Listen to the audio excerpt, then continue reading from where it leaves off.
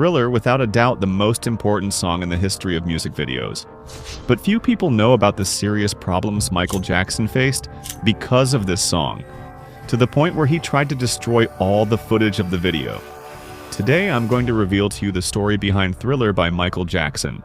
I'm Guilherme, and you're watching Decipher Hits.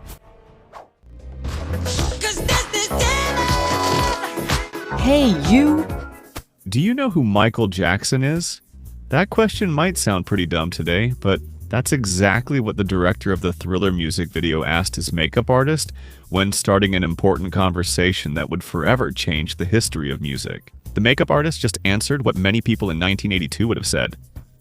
Michael, isn't he that boy from the Jackson 5? Yeah, I know him. That year, the legend we know today as the King of Pop hadn't earned that title yet. And despite his undeniable talent and fame being recognized since his childhood with the Jackson 5, the first album of his adult career, Off the Wall, had greatly frustrated his expectations. Even though it had hits like Rock With You, Don't Stop Till You Get Enough, and even though it was very successful with the public and acclaimed by critics, Off the Wall didn't win the Grammy category that Michael most wanted. It was totally unfair that it wasn't chosen as Album of the Year. "This can never happen again," said Michael Jackson to his manager. Besides being brilliant and talented, Michael was quite a perfectionist and ambitious. Everything he visualized, he worked on until it became reality. And it was from those words that he began to visualize the creation of the album that would change his career. Michael stated, "I want to make an album where every song is a hit. My dream is for it to be the best-selling album of all time." And as always, his wish came true.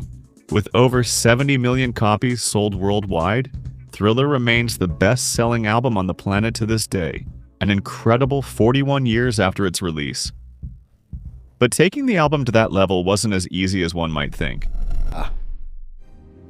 The song Thriller went through serious problems after its release. And even Michael Jackson himself almost destroyed the music video footage. The problem started right with the title of the title track. Quincy Jones, Michael's manager, was searching for the perfect title, and for that he called Rod Temperton, the composer who had written and given the titles for the tracks on the previous album, like Rock With You and Off the Wall. Rod knew about Michael's passion for movies, so he decided to write a song that would tell a story worthy of the big screen. The result was the song Starlight, which Quincy wasn't very pleased with.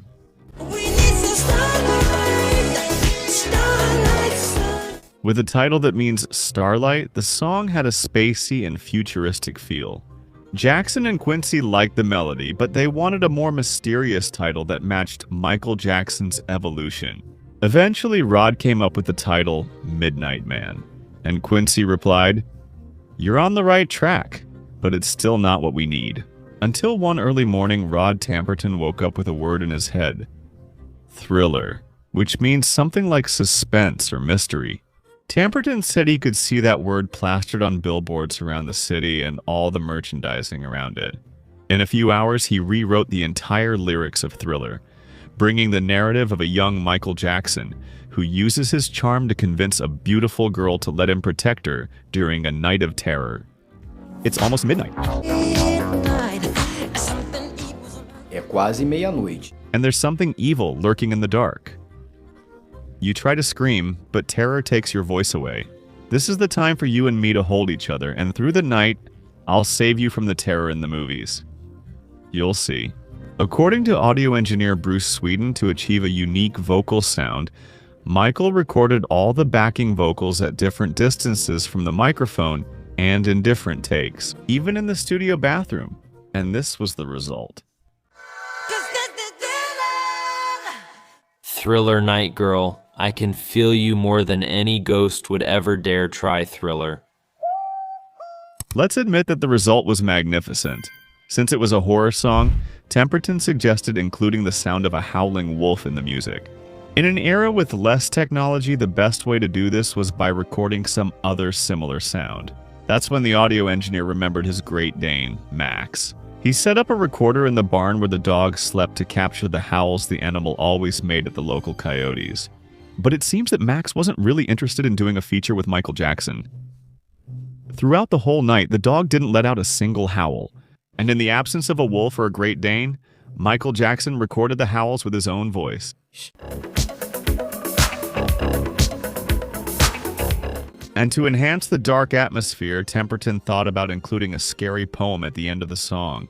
He still didn't know what the poem would be like, but he knew it needed to be from a classic voice of American horror movies. That's when Peg Lipton, Quincy Jones's wife, got in touch with her friend Vincent Price, known for acting in more than 100 horror movies since the 1930s. Price accepted the invitation, but the problem was that because he had so many commitments on his schedule, he was only available to record his voice at that exact moment. Price told Temperton he was on his way to the studio, and Temperton had to improvise by writing a poem right there in the taxi. He asked the driver to take him to Vincent, handed him a copy of the text, and the actor recorded his part majestically in just 2 takes. Darkness falls across the land. A escuridão. Falls upon the earth. The midnight hour is close at hand. Creatures crawl in search of blood to terrorize your neighborhood.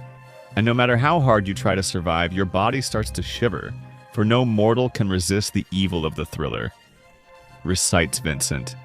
Although he immortalized his voice in this classic, Vincent never imagined the success the song would have. And when he was offered the choice between $20,000 or a percentage of future sales profits, he chose to take the $20,000, a decision he obviously regretted a few years later. But there's a detail that few people know. The track Thriller wasn't planned to be a single, and it wasn't supposed to have a music video either. Who would want to listen to a single about monsters? Said Walter Yetnikoff, the president of CBS Records at the time.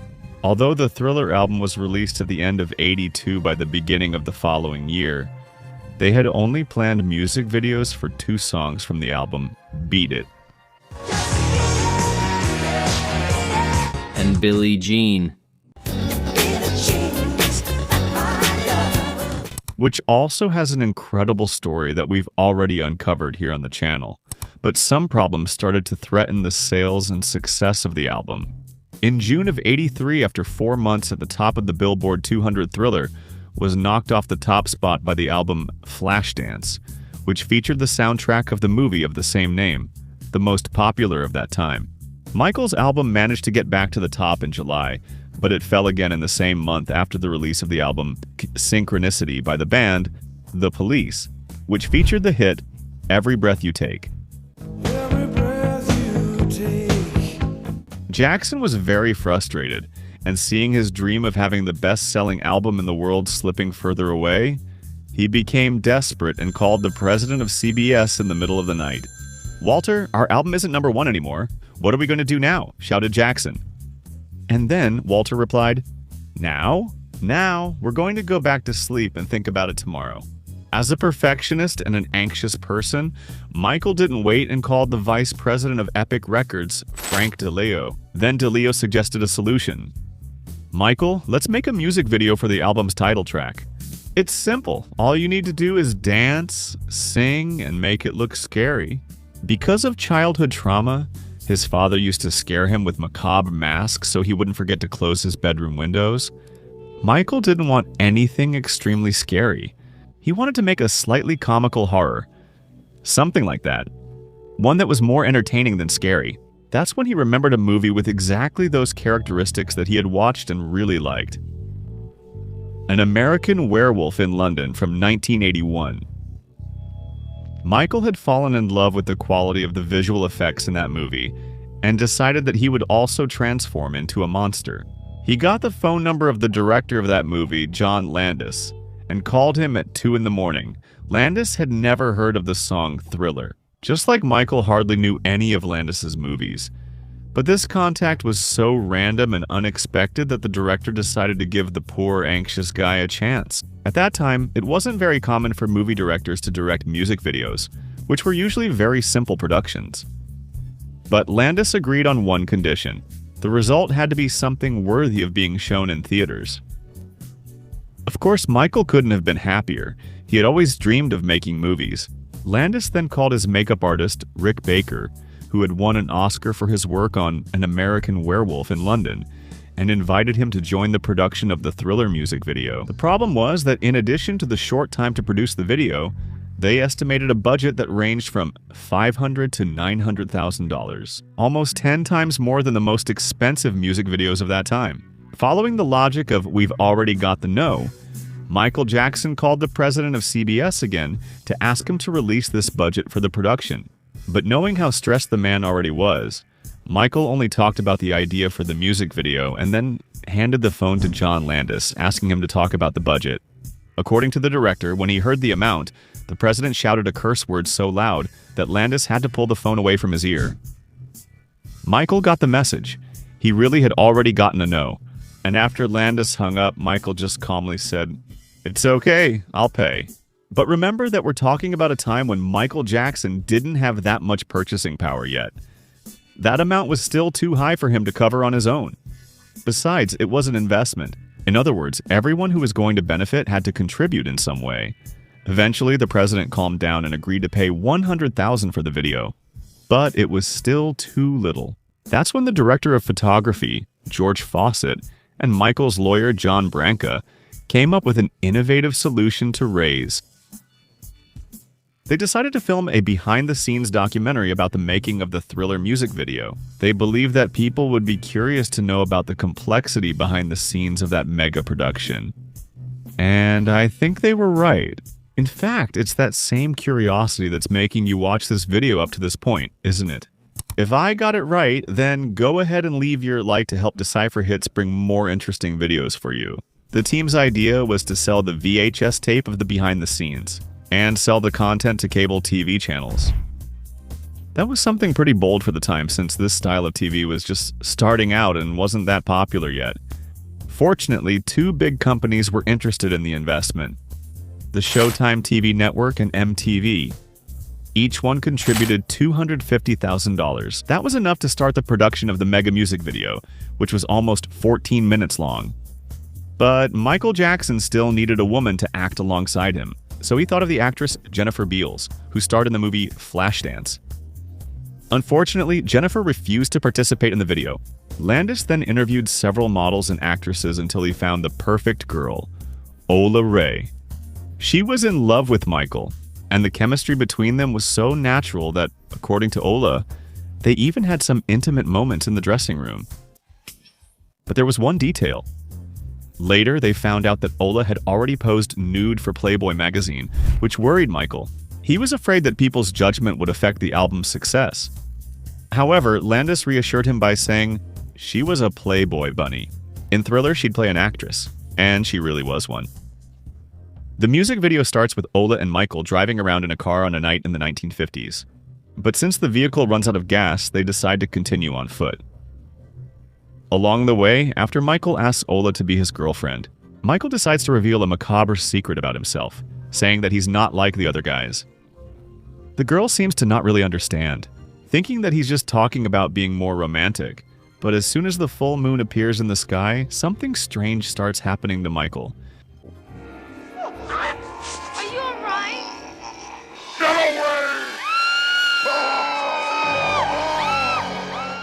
In a scene clearly inspired by John Landis's film, Michael transforms into a macabre creature, revealing the incredible talent of director John Landis and makeup artist Rick Baker.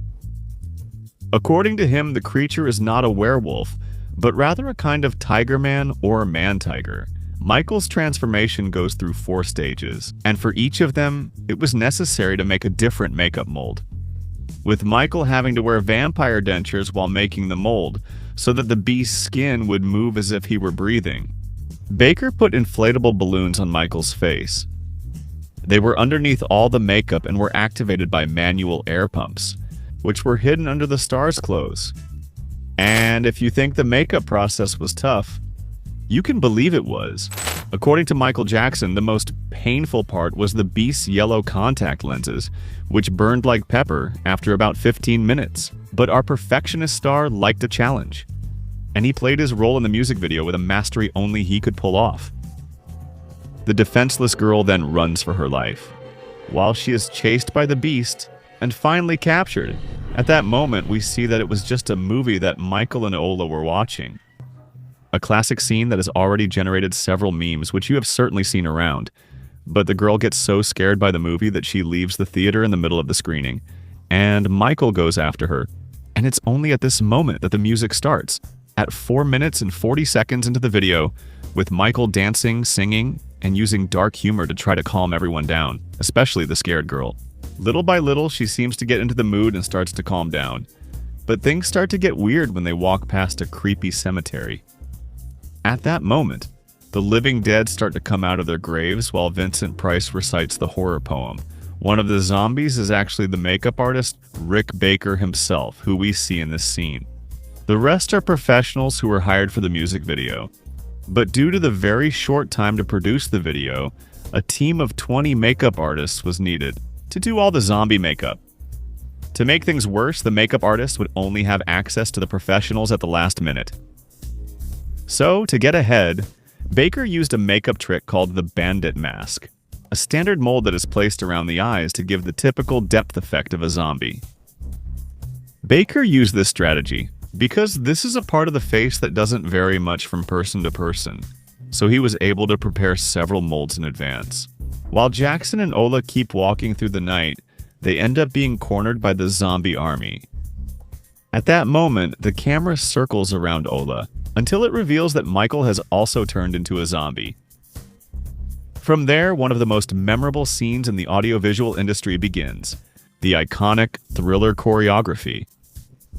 It turns out that the people hired as zombies were actually professional dancers from Los Angeles, led by the genius choreographer Michael Peters, who had already participated in and directed the choreography for the Beat It music video. Knowing how strong the team around him was, Michael Jackson took the opportunity to bring out the full potential of those dancers, rehearsing each step tirelessly.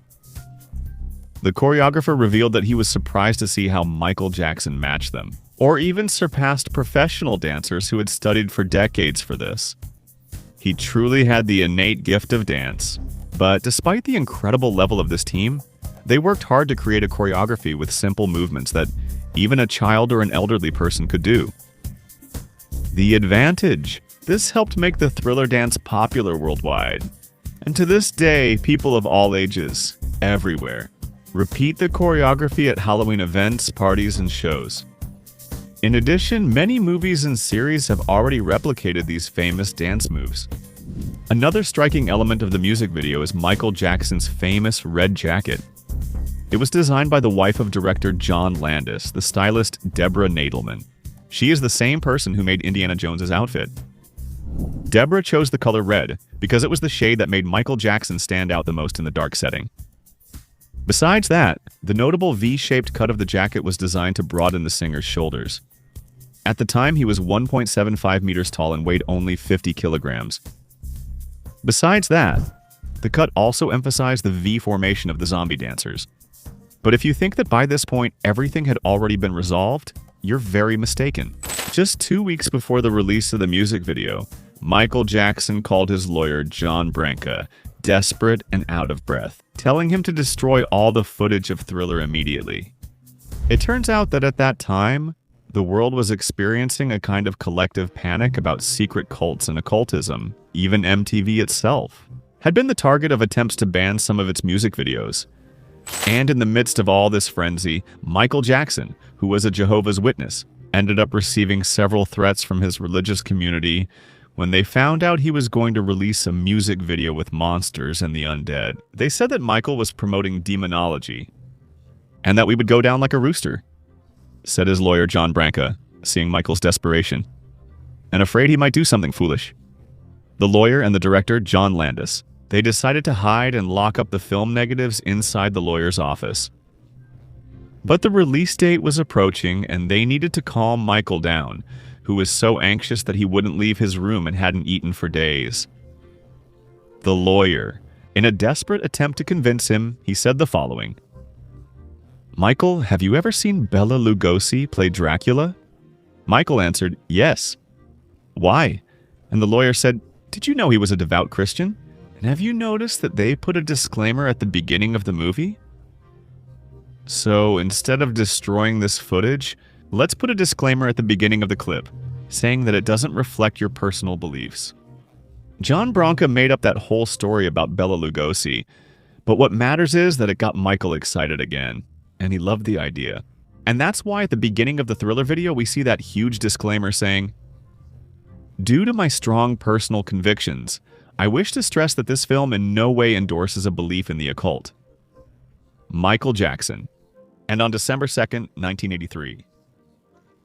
The Thriller music video finally premiered on TVs all over the world. It not only defined the direction of pop music in the 80s, but also the entire audio-visual industry, even to this day. And as for Michael's wish, if he was frustrated before for not winning the Grammy for Best Album, with Thriller, he not only won that award, but an incredible 8 Grammys in a single night. Another record that no one has managed to break to this day. When someone asks you why Michael Jackson is a complete artist, you can send them this video. And if you want to know the story behind other songs by the King of Pop, just click on that playlist up there. Thank you so much for watching until now, and I'll see you in the next video.